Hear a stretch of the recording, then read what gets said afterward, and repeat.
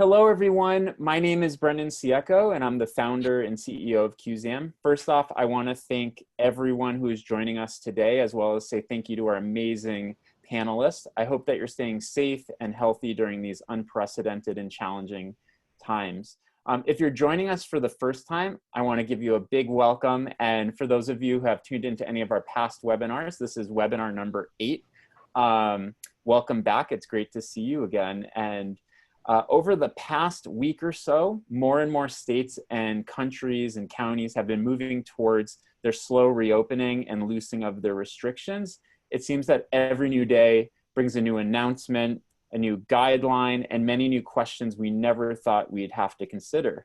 There's definitely no established playbook on how to reopen a museum after a pandemic, but today we hope to discuss some of the ideas, some of the best practices, some practical steps for your consideration, and some parallels to things you might already have been prepared for in the past. For some of you, the road to reopening is months away. For some of you, it's only days away, and some of you might already reopened, albeit in a limited capacity. So today's topic is strategy, planning, and process on the road to reopening your museum. And over 4,700 people from all around the globe have registered to take part in this very important dialogue. So without any further ado, please allow me to introduce our special guests. So let's do some introductions. So first we have Ellen Busch. Ellen M. Cohen-Busch is Director at Historic Sites Operations with the Historic Sites Division of the Texas Historical Commission, also known as THC. She has been with the agency since 2012 as a part of the division's senior management team overseeing the stewardship and operation of the agency's 32 museums and historic sites throughout the state of Texas. Ellen's academic background in secondary education,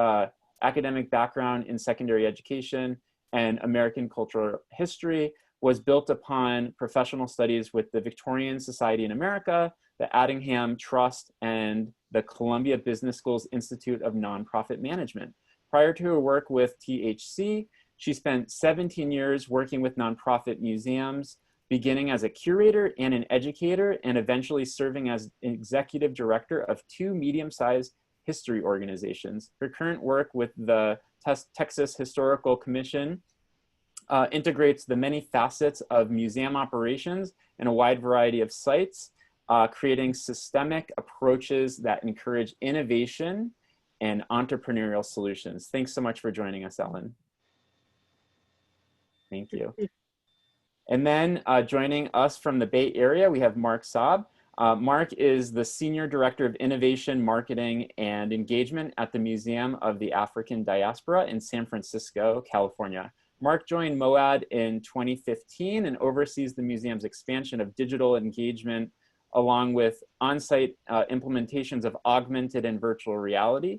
Mark is also a senior strategist, digital strategist, artist, and designer dedicated to the intersection of art and community. Through independent collaborations and solo exhibitions, Mark has cemented himself as a cutting-edge digital artist in San Francisco. Thanks for joining us, Mark. Thank you. Looking forward to some cutting-edge conversation today. And also joining us from the Bay Area, we have Shen, who is Deputy Director of the San Jose Museum of Art, where she leads programmatic and development strategy for public programs, community outreach, and digital engagement. Prior to her current role, Holly held positions at the Brooklyn Academy of Music, SF MoMA, and Artsy. An accomplished and passionate arts leader, Holly is inspired by the intersection of art and technology and its potential to increase equitable access to arts and cultural resources. Thanks so much for joining us, Holly. Yo. And I'm Brendan Ciecko. I'm the founder of Cuseum. I'll be your host and moderator for today. So let's jump into the question by thinking about what's happening now and what's happening internally. So Ellen, the historic sites you oversee at the Texas Historical Commission reopen on May 1st. What types of internal conversations occurred to make this happen? What types of policies did you put in place to ensure a smooth and safe reopening? Well, it's a big answer, but we have 32 different historic sites with very different facilities, different communities, different visitation levels.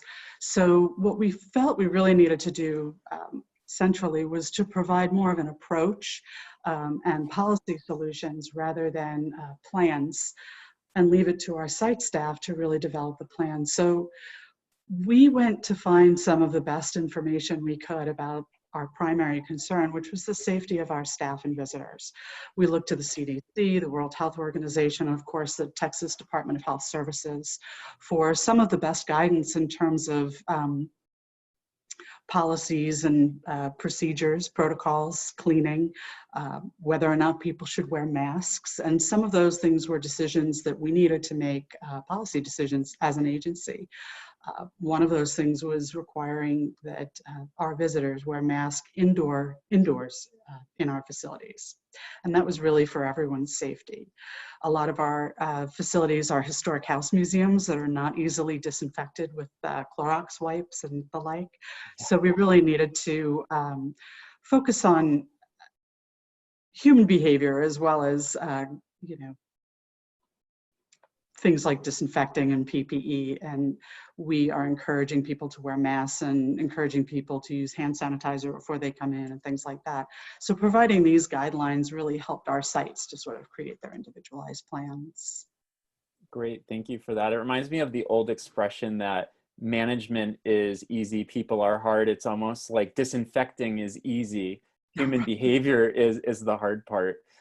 So Mark and Holly, neither of your organizations have reopened yet, but both of you are planning to. Can you talk through your timeline, decision-making framework, processes, and general planning around your reopening?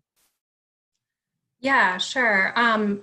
I think for me, the two big things that we've been talking about with our internal team, well, first we started a task force. We started an interdepartmental task force to think through all of the considerations and issues that would come up for reopening. And so that's been really helpful to have input and voice from different departments. But the two big themes are really that when we reopen, it's going to be phased. It's not going to be everything all at once. And so the more we can prepare mentally for that, the more it will help our thinking around those phases. And that also, this is a long-term game. We know that there's not a vaccine yet, and there's the possibility that museums could reopen and then have to close again. And so I'm trying to prep everyone to think of this as like a 12 to 18 month marathon, as opposed to just a strategy for reopening this summer or fall. And in those phases, the first phase would be staff getting back to work. The second phase would be reopening for visitors. The third, another phase beyond that would be reopening our school tours and programs and all of the interactive and interpretive areas, which of course would be, not accessible right when we open. And as Alan was saying, we're looking at all of the national and local resources on guidelines and planning accordingly, also requiring visitors and staff to wear PPE. Thinking about signage is a really big part of the conversation right now. Signage in terms of the social distancing for restrooms, for exhibition areas, lobbies, that kind of thing, and also what kind of messaging we can provide to our visitors before they come. Thank you. And email or notifications. Thanks. And Mark, you have experience in design thinking and a background from Stanford's D School, one of the most respected institutes of design thinking. When we spoke, you noted that design thinking is informing many of the internal conversations and plans about reopening at the Museum of African Diaspora. Can you talk through what design thinking is, what its benefits are, and any actionable ways that it's impacted or changed some of your plans to reopen? Totally, and I'll do my best to define the concept of design thinking because it is just so expansive. But I guess like in a nutshell, a lot of it is inspired by the way designers look at problems and then try to solve them, right? So a lot of it is based on iteration. A lot of it is based on the idea of kind of maybe even like throwing out old ways of doing things and looking at the problem from like a completely new lens that's also influenced by the communities that it'll serve. So and also like getting a lot of feedback from that community as well. And that's really in a lot of ways how we've been approaching our reopening as well. Is so probably like the first step we looked at was like, okay, what's our date that we have in mind, given the way that these phase openings are looking, like especially in the Bay Area. We were one of the first areas to really go into shelter in place, especially here in San Francisco.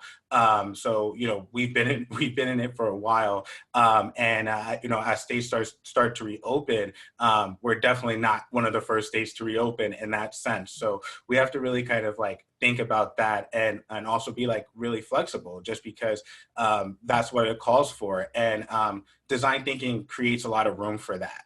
And so for us, in a lot of ways, like I said, thinking about like user feedback, for instance, one of the first things that we've done is really start to blast out and get feedback from our entire community, like using online surveys, seeing what kind of things that they like that we're doing that are new.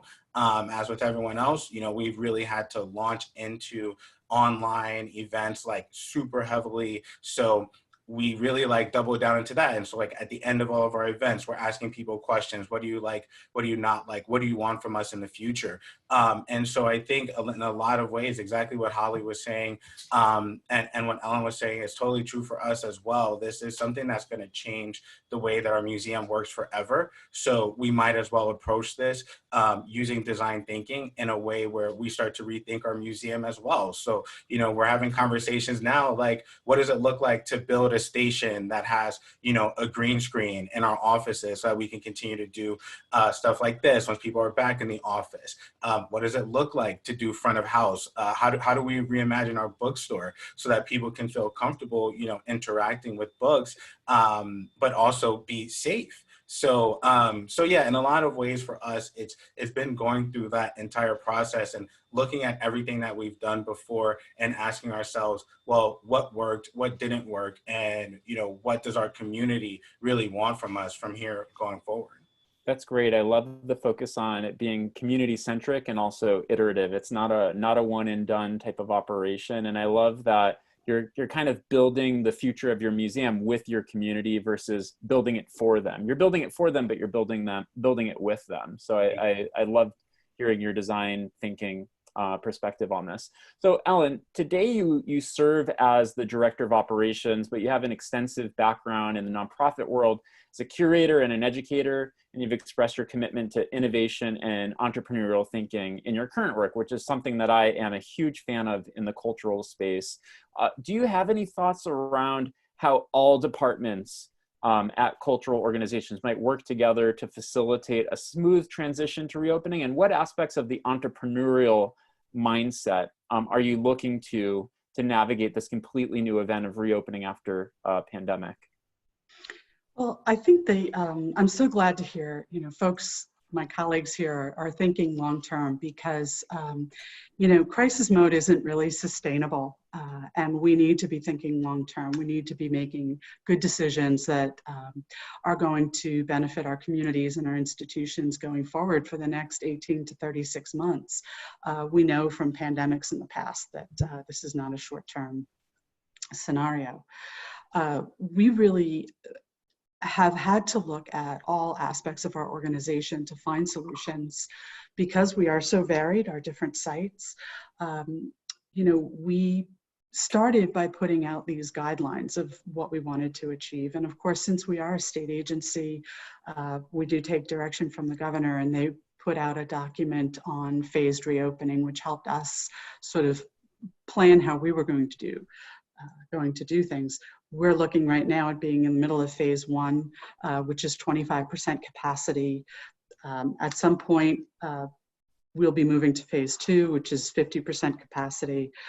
But what that looks like on the ground, of course, varies. And we've had to talk with our site staff, the maintenance departments, the educators, the retailers, the tour guides, to find solutions for how we can continue to do what we do well, to deliver history and engage people, but in a way that met our guidelines.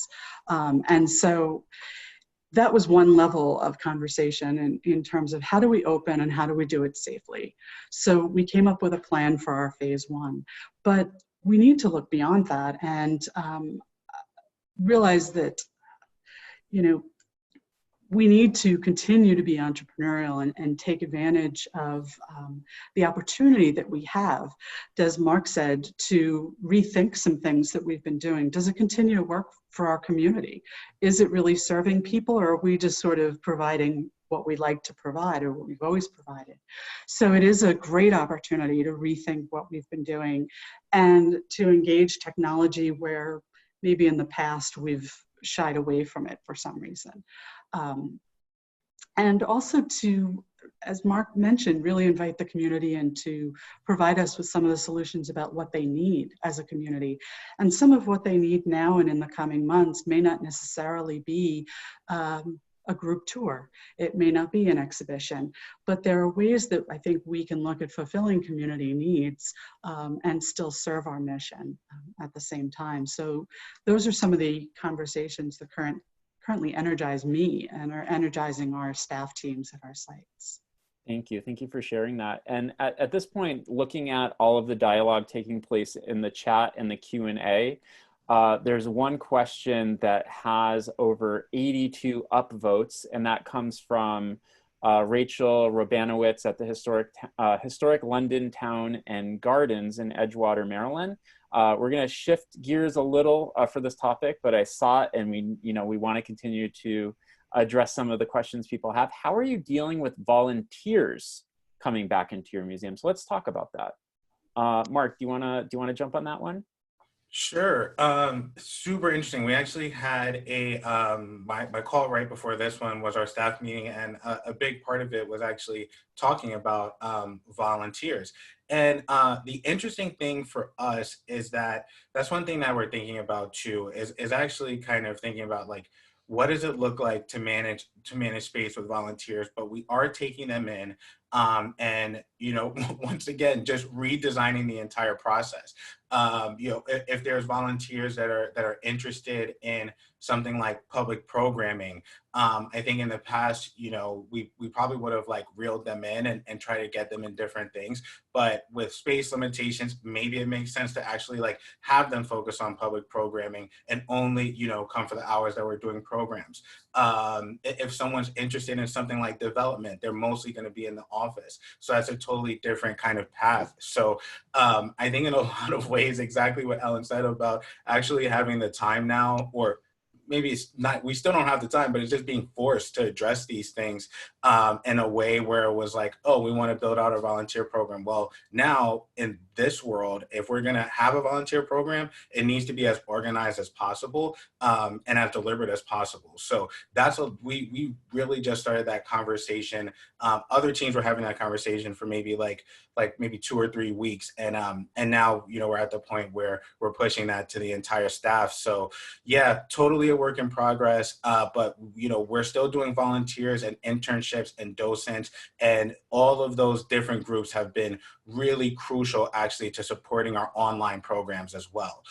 We're doing several online programs a week, and one of them is really being led by the docents as well, which are our virtual tours, which happen with our education department. So once again, just finding really innovative and new ways that we can keep all of these people active, even if our building isn't open. And then once we open, thinking about the ways that we could get these people in a way that's safe, but also a good use of their time as well. Great, thank you for that. I'm starting to see a lot of conversations on the technical and digital side of things. So one of the top concerns that museum professionals have voiced around the reopening is the physical touch points that visitors and staff encounter when they make their way throughout the museum. One of the first of these touch points is at the admission desk, where tickets, money, credit cards, and membership cards are exchanged, and visitors come into close proximity with your staff and other guests. In response, a number of organizations have been thinking through new procedures and tools like mobile tickets, time tickets, virtual queues, even coaching their guests through contactless forms of payment and other such things. Are any of these in the work at your organizations, and how are you implementing some of these new tools and procedures? Because there is a little bit of forward-thinking tech, and Holly, you are in Silicon Valley, I will throw this question your way. Sure. Yeah, we've been discussing all of those. In terms of timed ticketing and phased ticketing, we don't quite have during our regular open hours the foot traffic to require those types of measures. So right now we are mostly working on how to set up the physical environment of the museum so that it is conducive to following the social distancing guidelines. In terms of trying to think about new ways to engage our visitors, we've been looking at different engagement activities that individuals can do on their own personal device, as opposed to having to use a shared interpretive area or something like that. So a lot of engagement activities that can be posted back to social media and sort of creating a circle of dialogue around the art. So that's mostly what we've been focusing on in terms of trying to rethink how to engage digital visitors without necessarily touching surfaces and objects. Yeah, I mean, before coronavirus, many museums had shared audio guides, touch screens, tactile learning experiences, and other types of hands-on activities to provide their guests with a more interactive and engaging experience. And some of these, this was very surprising, but maybe not surprising to read, some of these are being banned in certain countries and states. I remember seeing a headline in the art newspaper, I think last week, that some countries were banning the audio guides, which was kind of interesting. And so now a lot of these same experiences are, of course, risky, and many museums are seeking alternatives. So can you talk a little bit more about some of these new types of visitor experiences that don't rely on the shared devices or physical touch points? I think the big thing for us is that we want to continue offering the virtual option for participants. Again, because this is going to be a long-term process. So, we've had a lot of success in the past couple of weeks of transitioning public programs to virtual platforms. And so when we reopen, we plan to, keep the gallery talks in a virtual format. So those who may not feel comfortable, going out into the public or rejoining those kinds of activities can still participate. So I think that's the real key, is the sustainability of the digital. Another great sort of example of how this crisis has formed our thinking is with regards to engagement with seniors. Again, like being a demographic that we know may not be able to come back in strong numbers right away. We actually were inspired to apply for a CAC grant for a wellness and community initiative to partner with an organization that develops sustainable digital programming for seniors, because we had been talking about ways to keep that demographic engaged even before this crisis. And so I think that's really thrown into relief how important that is. So that's something that we're hopeful we can build out as a result of this. Wow, thank you. And Ellen, you have 32 sites, probably a wide range of different systems and protocols around things like ticketing and queuing and things of that nature. Can you talk a little bit about what you've been doing recently, how that might evolve over time? Well, we had to evolve our reopening plan very quickly. So with that short time frame, we worked with what we had available and what we felt that our visitor base had readily available, which was the telephone. So it's a little old school, but in our initial reopening last Friday, we requested, or required actually, all of our visitors at our house museums in particular, and many of our other sites, to call ahead for reserved time slots. So a solution that has worked in house museums, which tend to be smaller, more controlled environments, is that we have provided time slots for family groups, we're calling it, to come and visit together. These are groups that, since they're in a household, they can, kind of eschew some of the normal social distancing that we apply to people not of our household, and enjoy these house museums together for the 45 minutes to an hour with some self-facilitated single-use right now print material, but we are looking to develop digital assets to provide that experience in our house museums. So folks are calling ahead, they are paying ahead over the phone.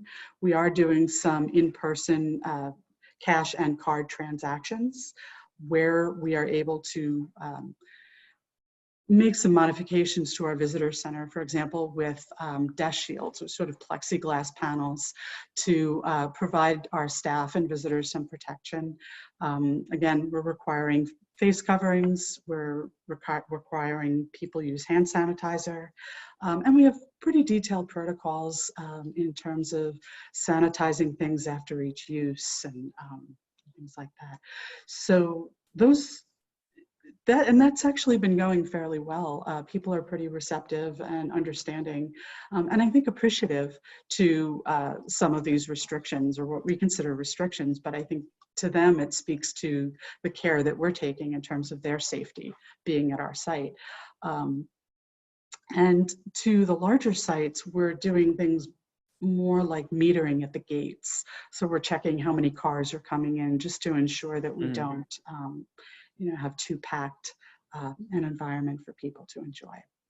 Thank you. And you brought up the topic of safety, and that's certainly on the forefront of all of our minds. Organizations need to ensure that the staff and visitors alike are safe, but also feel safe. And after being in lockdown for so long, many visitors have lingering fears, and will probably be risk adverse for quite some time. So what can you do to help your visitors feel safe again, whether it be the warming them up to kind of transition them back in over a period of time to when they're on site? What are some of those assurances, both in your marketing, your communications, the signage, the digital? I think a lot of people would appreciate hearing, what that looks like holistically. Well, I can tell you, it really was a coordinated effort for us with our communications division. We put a lot of messaging out on social media and press releases when the governor announced that state museums would be opening on May 1st. We selected these protocols and put them out there in social media to let people know these are the standards that we're going to be applying at our sites. At many of the sites where folks have to call ahead for reservations, those are conversations that we're able to engage them with, individually. So for example, if they're coming with small children where there's a concern with face masks, we can assure them that children under the age of 5 are not going to be required to wear face masks. And if they have any concerns or questions about any of our other protocols, that's a good time to reassure them. Once they arrive on site, the presence of hand sanitizer and plexi guards and things like that, and signage is really important. So, as I said, we've had a good response so far, but I'm sure that's not the end of it. It's really something that we're going to have to carry through all of our messaging going forward. Great. And Holly, what does some of the messaging look like from your end around communicating those assurances to your visitors, your members, to your staff about the safety component at the museum?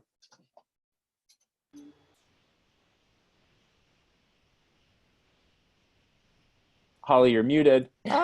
I'm sorry about that. Our Marcom team has actually been talking about creating a version of our logo that's kind of like a social distancing version to sort of communicate to our visitors that it's top of mind for us.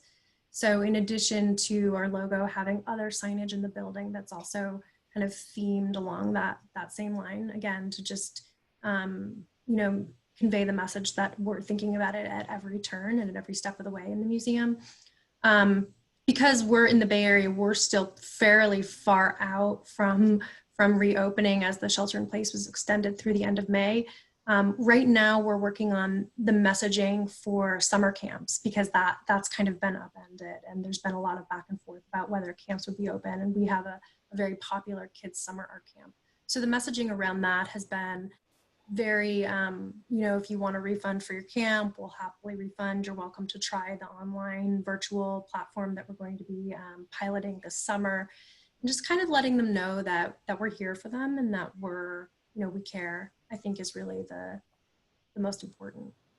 That's great. And I think it's really clever and creative that you're switching up your brand. It's almost like for a lot of what I'm hearing from museums, they're looking at this reopening as like a new identity, a new face for their members. And so if safety is incorporated into that, like it sounds like you've mentioned, or social distancing, that's a really interesting way to say, like, we take this completely seriously. Absolutely. So wow, I didn't know that. That's really cool. And Mark, how about you? How are you looking at these assurances to your community, to your visitors, to your members and staff? Yeah, I mean, it's interesting too, because like even, you know, before shelter in place, because the fear was already high, we had been, you know, sending out messages about like, hey, we're here with you. You know, we're making sure everything's really clean. You know, like we're ahead of you and like, you know, thinking about this, we're with you. I think for us, the big thing has been also leading into the, you know, like the trust that museums inherently have, right? Like people trust us, they, you know, and with that, we're also being honest, right? So I think just being like as clear and as real as you can be about these things, and continuing to just like message out to your network.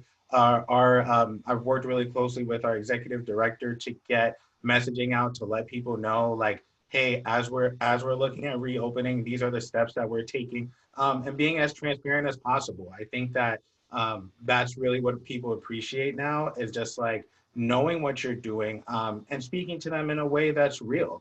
And I think, like, you know, luckily as museums, when we say something, if we're being honest, people do trust us. So I think that that's something that all museums can kind of lean into, and also being real that we don't have all the answers yet. No one has all the answers about any of this at all. And so we're continuing to evolve.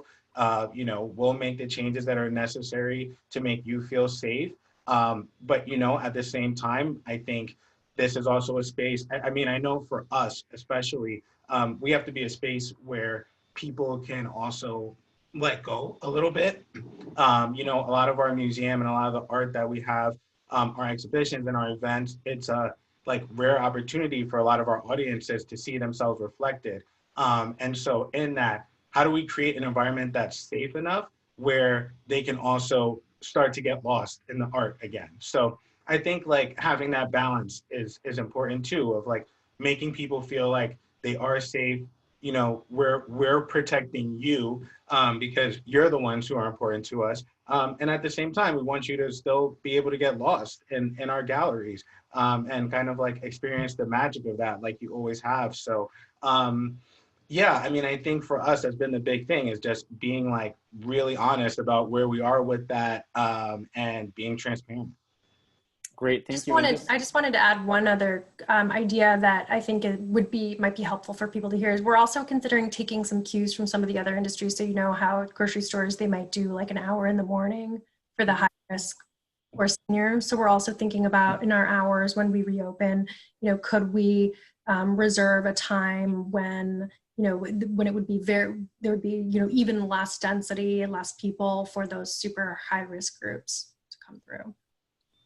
Great, thank you. And it makes me wonder, in the same way that we have LEED certified buildings and we have Department of Health kind of ratings in different cities on restaurants, if there will become new standards around, you know, making sure from kind of a local, state or national level that these places are doing what they say they will do and should do to keep their you know, to keep their audience safe. And I have, you know, no question that museums take this very seriously and will be some of the, you know, front runners for these policies. So it's great to hear what all of you are doing at your organization. So Helen, you oversee historic sites. Mark, you work at a cultural museum, and Holly, you work at an art museum. There's so many different types and diverse types of organizations that are developing their own plans to reopen, from science centers, children's museums, zoos, aquariums, nature centers to botanical gardens. Each may have, you know, seemingly unique conditions and limitations that will affect reopening. Do you have any advice for how to tailor your plan for reopening to these different types of organizations?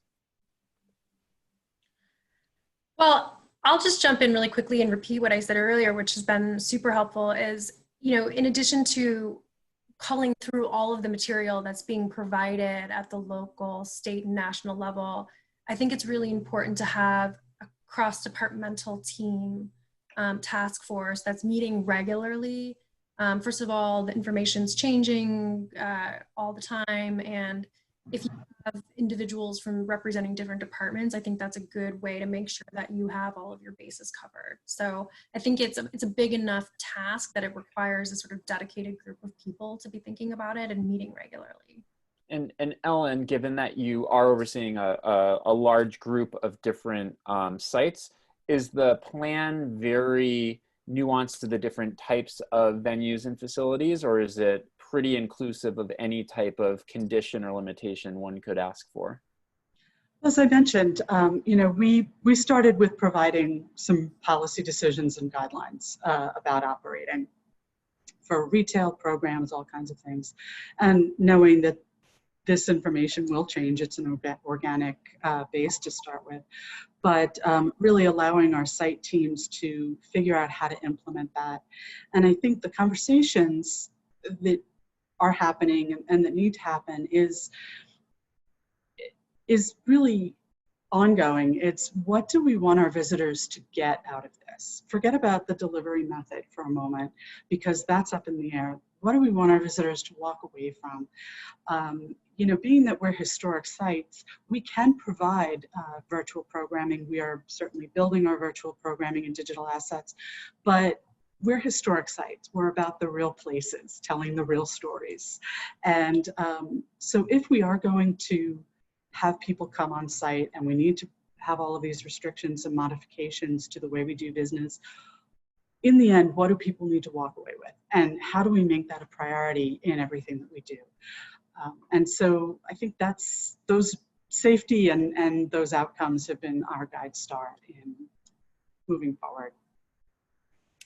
Thank you. And I want to pull a question from the audience right now that has over 90 upvotes. This comes from Caitlin Farrell at the Rothko Chapel in Houston, Texas. She asks, if we are planning to require masks for all our visitors, do you recommend having masks on hand that you can provide, or selling at cost to avoid having to turn visitors away? So let's talk about masks for a little.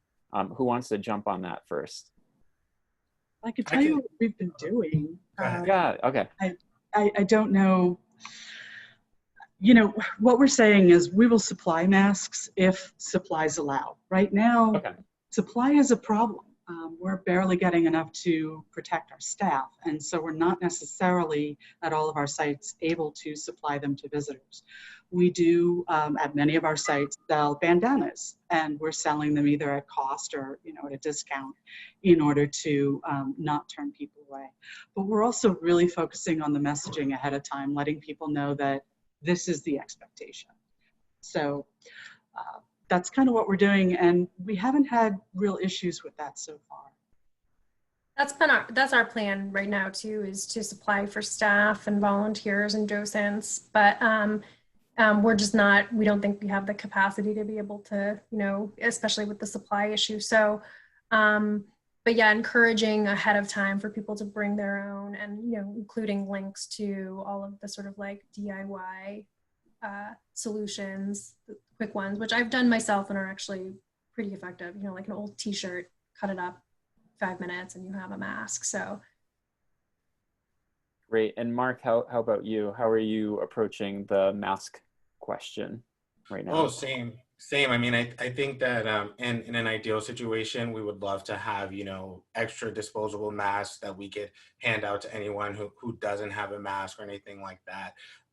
But yeah, I mean, I think that it's all about supply, and we want to do our best to also be, positive, good citizens of our community as well, and also not be, hoarding masks for, away from people who might need them as well. So, once again, it's really delicate thing. But yeah, I mean, our security guards, our staff, and things like that, we have put in orders to at least secure that once we're all back in the office, so we can do that. So I think that kind of step one is done. And then I think, I mean, thankfully, well, politically, I don't want to get into that, but we do have a city where masks are required, right? So anywhere you're gonna go in San Francisco, you're gonna pretty much need a mask. So I hope that makes it easier for us, versus having to turn someone away from our museum because they don't have a mask or something like that. But it also just brings in like really interesting ideas, right? Like what does it look like to have like a workshop where a bunch of people just make masks for people who may be visiting the museum who might not have one, right? So I think that we can also just think about ways, as these problems may come up, or as we look at them and we think about them, like how do we turn this into, into an advantage, right? And into more programming, into more community engagement. So.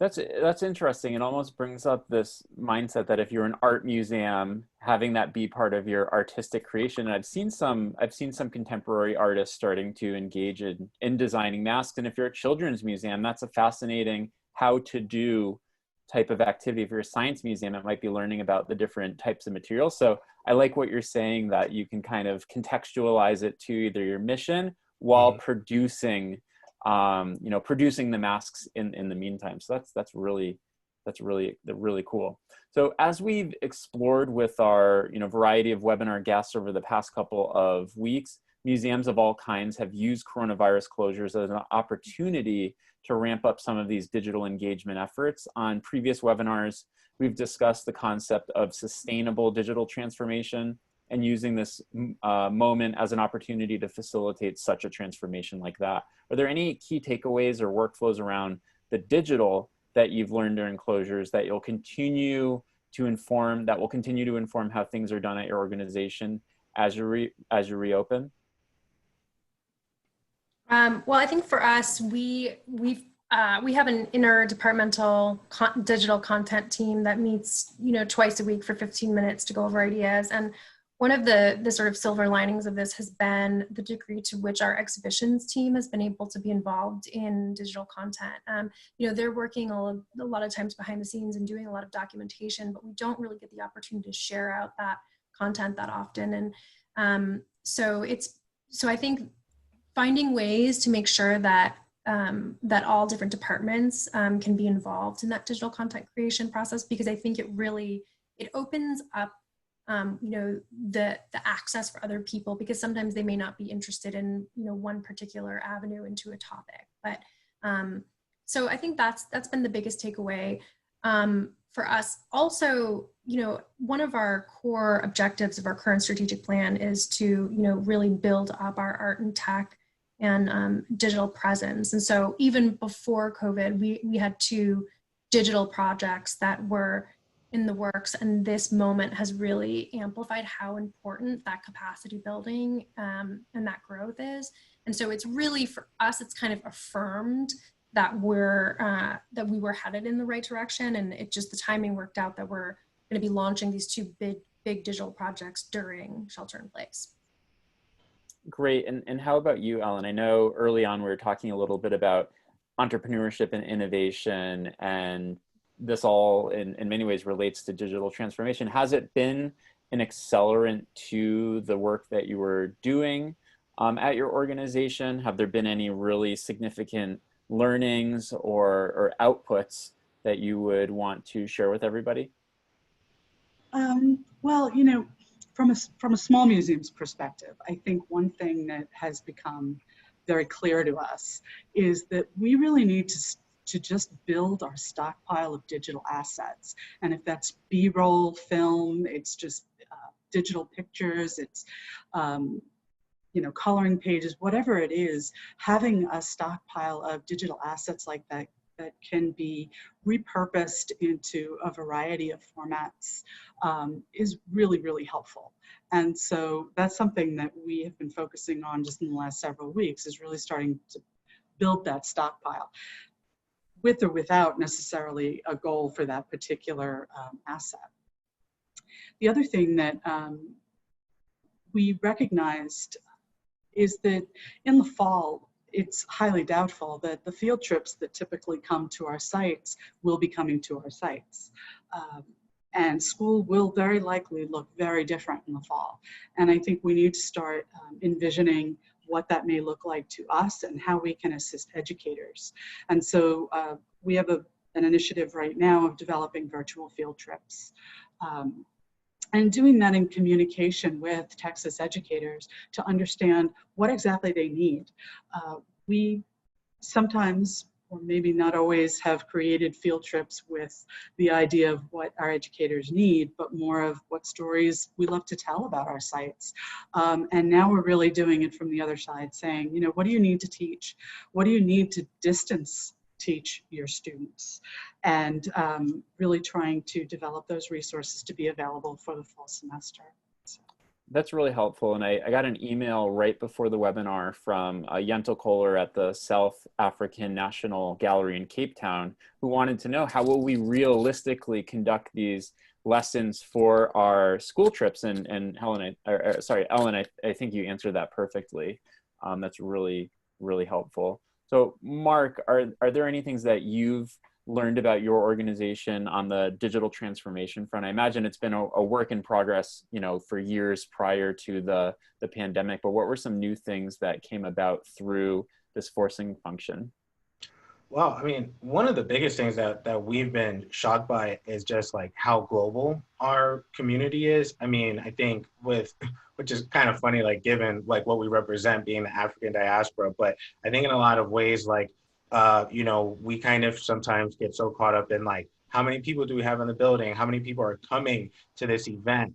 And then sometimes, you know, like, I think in a lot of ways, like getting an event on YouTube or, you know, something like that, it would just be like sort of like a secondary thing. And then it was like, oh, we'll report the analytics at like the end of the month or something. It wasn't something that was like kind of like, you know, deliberately serving like a global community. So that's been one major shift. I mean, even down to the times that we have our events now, we're thinking about like, okay, if we stream at this time, what does that mean for like these different time zones? If we have an artist who has a huge following in Ghana, what time should we do this event? It's probably going to be different than an artist, you know, who's more so like based in New York and has a following there. So we really had to like rethink it. We've learned that, like I said, we have a truly like global audience.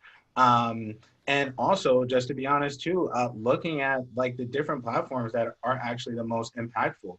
Our Facebook channel has been like huge for us now. You know, like being able to live stream to Facebook and YouTube simultaneously, it surprised me about like how much more engagement is happening on a platform like Facebook now. So I think, you know, whereas like a few months ago, you know, industry trends would have probably like push people more towards like Instagram or even start thinking about something like TikTok. It's really interesting to see like still in a global sense, Facebook is still really powerful and where a lot of people are spending their time. So when they get that notification that a live stream is happening, they're way quicker to just like join it there and leave comments and interact. They're used to that. So I think what we've really seen is that, yeah, just those two things is that like, it's important to be on as many platforms as possible at all times to reach people, and that our audience really just comes from like anywhere. And now that they have the opportunity to engage with us more, they're doing it. So I think that that's been great, and that's something that we're figuring out. How do we carry this into the future, and make this a part of just the DNA of who we are? So yeah, rather than before, I think a lot of times we would have been like, oh, if we're going to do this digital event, are people really going to tune in when they could just rather come to the museum to see it? And now we're seeing they definitely will.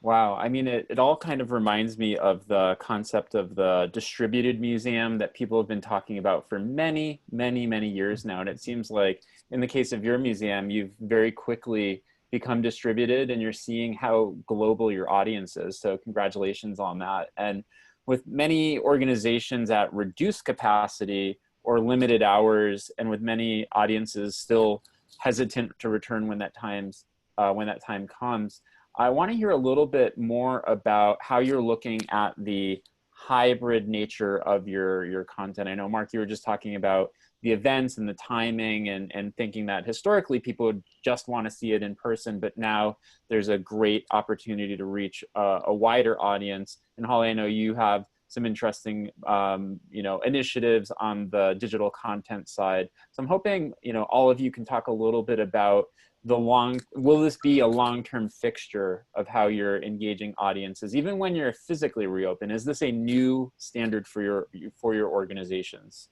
I think for us, the answer is definitely yes. As I mentioned earlier, thinking about the senior demographic too, and how this, you know, may completely change the way that they interact and kind of go about their lives, and wanting to make sure that we keep them engaged. So yeah, definitely thinking about how to build programs, but build programs on site, but maintain that virtual touch point. The other thing I wanted to add, just for those listening, is that we've had great success at transitioning our donor events online too. So not just public programs, but, you know, the people that are really close to the institution and supporting, making sure that you're giving them those virtual programs to participate in. Right now, we're most likely going to do a virtual version of our gala this September. So please send us invites. Send us all invites, Holly. Fascinating. So yeah, people should be definitely thinking about that side of digital events. Yeah. Yeah. Well, I mean, it's interesting because I think in a lot of ways, when we think about our digital content strategy, it's very one directional. And so hearing about the two-way conversation, and even that you would have a virtual, you know, a virtual gala is fascinating. So, wow, that's really interesting. And Ellen, I mean, with your organization, again, as you mentioned earlier, focused on the historical and the experience around a historical, you know, historical site is very much about being there, feeling and embracing that history and the place around you.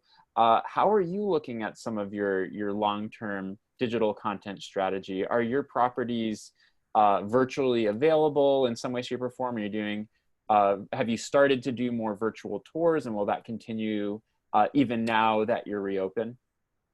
Absolutely. There's always going to be a place for on-site immersive experiences. There needs to be.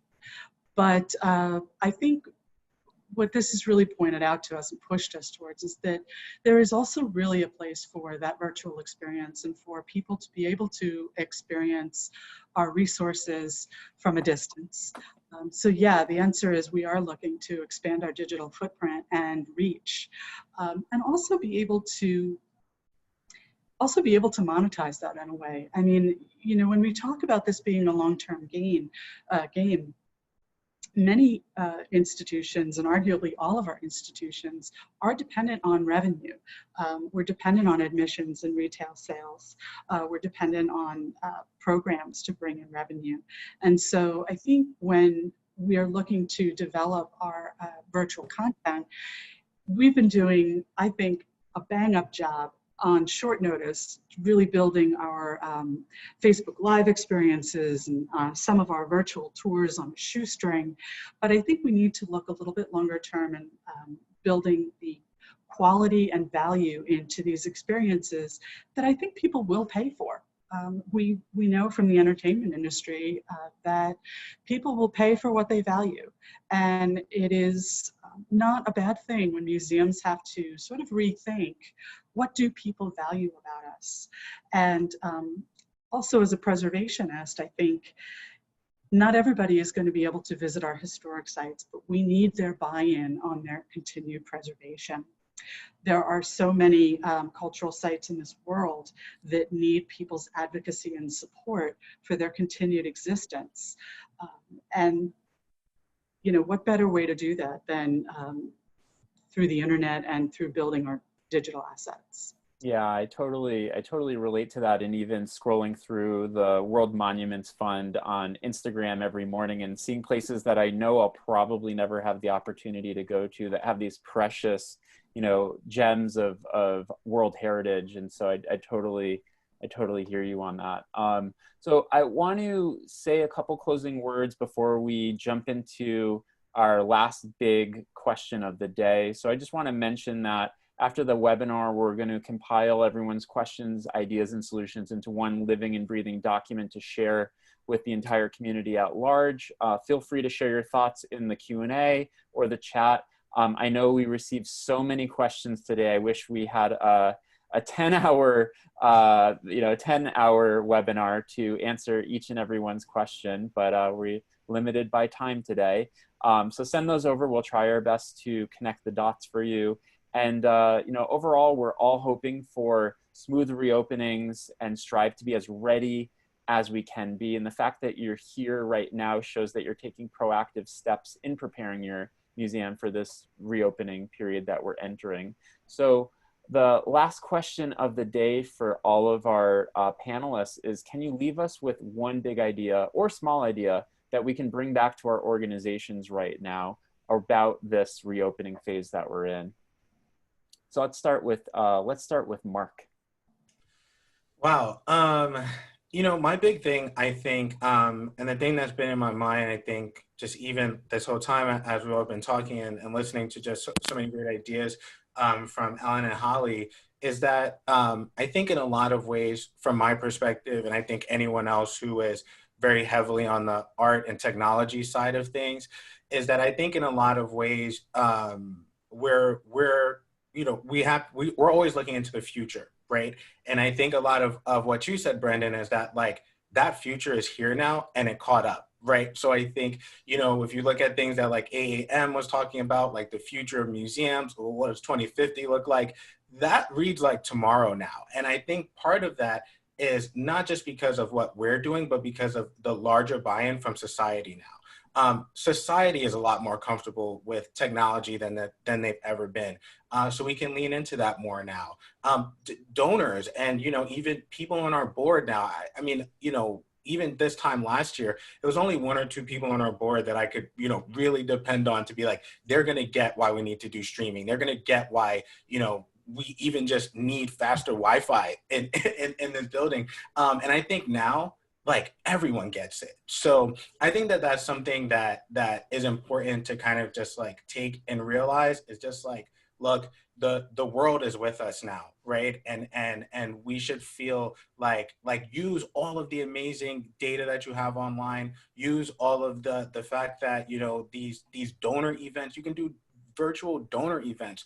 I don't think anyone would have thought that was a serious possibility a year ago. So how do we take that data and that success and use that to really like start to build out what these museums of the future can really be, and kind of just start to realize some of this stuff like now. Great, thank you for that, Mark. And I think you're totally right that reading AAM's Trends Watch year over year, everything that's been projected is here with us now, even if it's 30 years out. And Ellen, how about you? What's a big, medium, or small idea we can bring back to our organizations right now?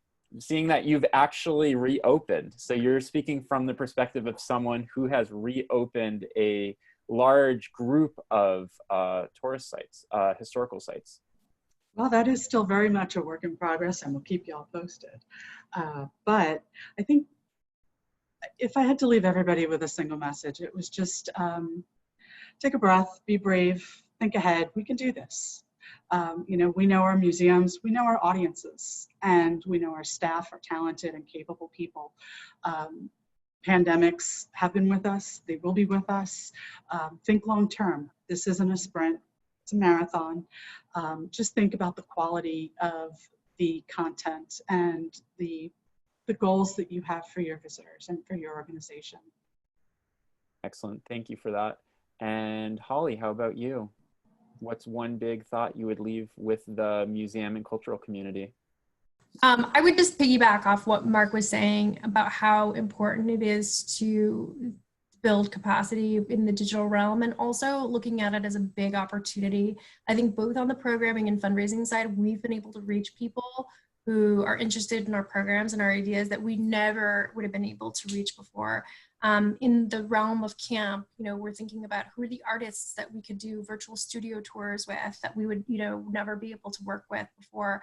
So really thinking about it as an opportunity, I think, is the best way. It also just keeps the conversation positive, which at this time it's very hard. And my other mantra, which my director of development, was reminded me, and at some point when I was really stressed out, is don't get too emotional and do the right thing.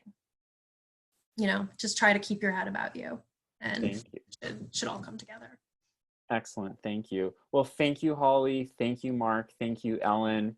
I really enjoyed and appreciated your insights over this past hour. I hope that everybody at home feels one step more empowered, one step more inspired, and one step more comfortable with the reopening phase of their museum or cultural institution. So I thank everybody who's joined us today. I think our great guest speakers, Ellen, Mark, and Holly. You guys were incredible. And I hope everybody's staying safe, staying healthy, and staying positive during these really uncertain moments with us right now. Thank you, everybody. Thank you.